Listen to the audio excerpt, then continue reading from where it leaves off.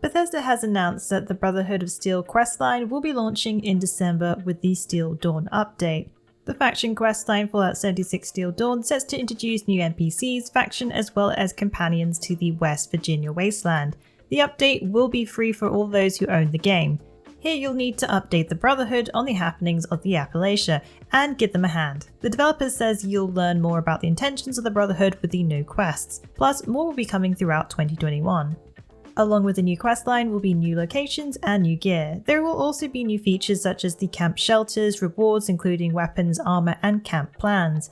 The Holiday Scorch seasonal event will be returning once again, and a number of gameplay improvements will be introduced. Fallout 76 is currently available to play on PC, PlayStation 4, and Xbox One. Steel Dawn will be releasing this December 2020. For all your Fallout needs, be sure to visit our Fallout 76 wiki. Baldur's Gate 3 released on Steam Early Access and Stadia earlier this month, unleashing the RPG game to the masses. Larian Studios are continually improving the game while it's in early access. Much of these improvements comes from the feedback straight from the players, helping to enhance the game experience. The latest patch is a big one, which not only adds general fixes to cinematics, which completely changes the view and overall feel of the scenes, but they have entirely reshot a certain song. Along with the patch note fixes, the developer has shared some interesting results for in-game player choices for Baldur's Gate 3. Interesting stats revealed included only 1.37% of players opted to sleep alone. I guess romancing NPCs was by far the more popular option, with Gale coming out on top with 33%. Shadowheart came in second with 31%. If you wanted to know how many people leapt to their death in the Underdark, there were 40.79% who didn't make it as they jumped without featherfall. Ouch. Several improvements have been made to the game, including sound settings to help the performance of lower spec PCs, adjustments to timing of some tutorial messages, and if you listen to other players' dialogues, it will now correctly show the dice rolls. Baldur's Gate 3 is currently available on Steam Early Access and Stadia.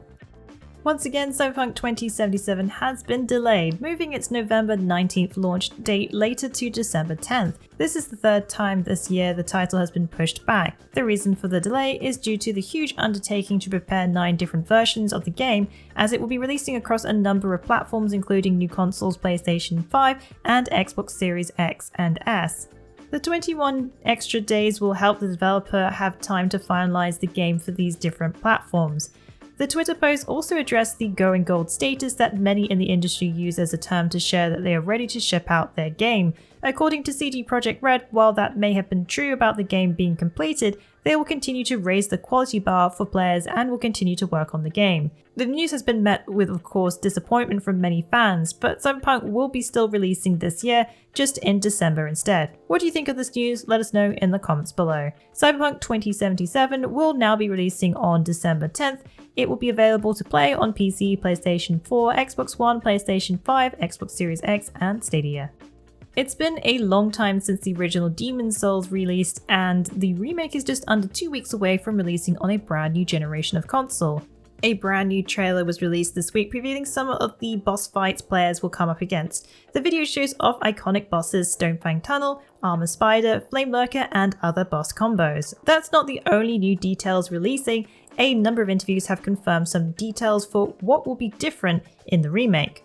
Changes include carry capacity in the form of encumbrance. In the original, the amount of healing grass consumables a player could carry were in the hundreds, with no real punishment. However, in the remake, it will limit the supply available, as well as more powerful versions such as Full Moon Grass will weigh more than the less potent versions. The experience of playing on a brand new console will mean a different experience when it comes to loading times. Demon's Souls is getting quite the upgrade, offering 4K stunning visuals with 2 modes. Players can choose Cinematic mode, which offers native 4K with 30 FPS, or Performance mode offering 4K with 60 FPS for smoother animation. One improvement that gets a modern update is the addition of omnidirectional moves. Players can roll in 8 directions opposed to the original 4. Another confirmation is there will be no 6th Archstone. There was previous speculation that the original PlayStation 3 version had a world cut and the remake may include the 6th Archstone, but it has been confirmed by more that this won't be the case. one thing that has been confirmed is that the Demon's Souls remake will not include difficulty modes. While there isn't levels of difficulty, you can still face a further challenge by taking on Fractured mode. This mode will throw your world in a little chaos by mirroring the world and reversing the map. It looks like while there are additions, new content and mod improvements in the Demon's Souls remake, Bluepoint are very much upholding the core of the game. We are definitely looking forward to the release and have already got the Demon's Souls remake wiki up, with plenty of info for those revisiting in this new experience, or those venturing to Baldur for the first time. Demon's Souls remake will launch alongside PlayStation 5 on November 12th. The multiplayer action RPG The Ascent will be coming to consoles and PC in 2021. The indie developer Neon Giant announced this week alongside with a short video to highlight a number of features of the game, including co-op narrative-driven adventure and classic RPG mechanics. The title is set in a sci-fi world where a self-contained corporate-run metropolis is filled with a number of creatures originating from all over the galaxy. For some unknown reason, the Ascent group needs to be shut down and struggle for survival begins, with rival corporations and crime syndicates looking to move on in. Players will take on the role of defense, trying to hold off the encroaching enemies. The Ascent offers both a single player and co-op experience with up to 4 players. This game will be action-packed in a sci-fi cyberpunk setting. The Ascent will be releasing on Xbox Series X and S, Xbox One and PC in 2021. The next entry in the Final Fantasy universe was revealed back in September, revealing a trailer but little else for Final Fantasy XVI. In a post on the PlayStation blog this week, producer Naoki Yoshida shed some light on the world and some of the characters for this game.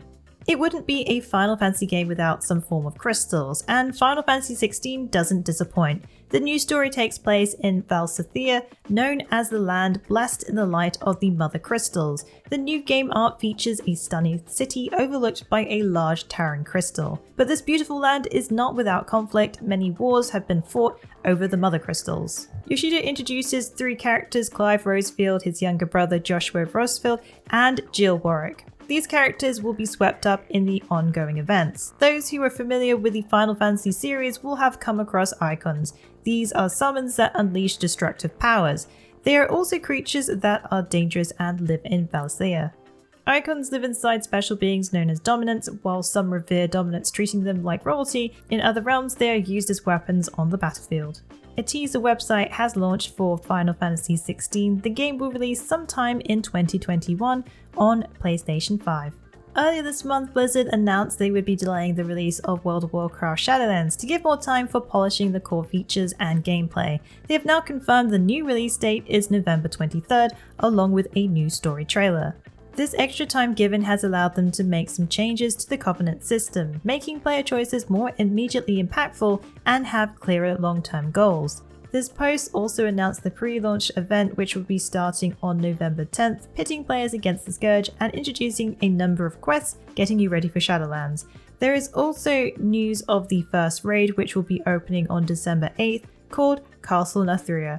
World of Warcraft Shadowlands will now release on November 23rd. Path of Exile developer Grinding Gear Games have decided to push the release date of the upcoming expansion version 3.13 to avoid Cyberpunk 2077's new launch date. The reason for the change in release date was due to the recent news about Cyberpunk 2077 now launching on December 10th. GGG explained that the decision was so it wouldn't put players in a position of having to choose between the 2 games. This means that 3.13 will now be releasing in January instead. Path of Exile will however still be getting some interesting stuff over the course of Christmas and New Year, so players will still have something to look forward to this holiday season. Wanting to dive into Path of Exile but want to get off on the right foot? Be sure to read our Path of Exile Highest Getting Started tips, things I wish I knew before I played. MiHoYo, the developer behind the popular online action RPG Genshin Impact, announced this week it will be receiving its next major update, 1.1, on November 11th, along with a new trailer. Version 1.1 update titled A New Star Approaches is coming to PC, Android, iOS and PlayStation 4 this November. Genshin Impact will be launching on PlayStation 5 with backwards compatibility with improved graphics and faster load times. The update will also introduce new characters to collect, the first season event Unreconciled Stars, plus a new reputation system. A number of new quests will be added to the game, including the grand finale for the Liyue chapter's main story, but that's not the only addition. New characters will be added to 5-star characters, Child and Zhongli. There is also 2 additional 4-star characters, Xinyan and Diona, adding further ways to diversify your party with a number of combos and strategies. The first seasonal event will be releasing with version 1.1 called Unreconciled Stars. The event will last 2 weeks, where players will need to complete a series of new quests, co-op challenges, and earn some new rewards, including 4-star character official. One major change will be the introduction of the reputation system, which will allow the traveller to build up reputation in each region in order to gain some rewards and brand new region exclusive items plus customizations. There is also new tools, portable waypoint, portable stove, treasure, compass, and Oculus resonant stones, which will all help in exploration, surviving, and battling out in the world. Well, that's it for the Week in the Wikis. Please join us again next week for yet another great week of gaming. Remember to check out our VIP program for some exclusive supporter benefits. And budding writers should take advantage of our Become an Author initiative. Thanks again for being part of this great community. Keep checking in with us with news, reviews, YouTube streams and vids, and general wiki goodness.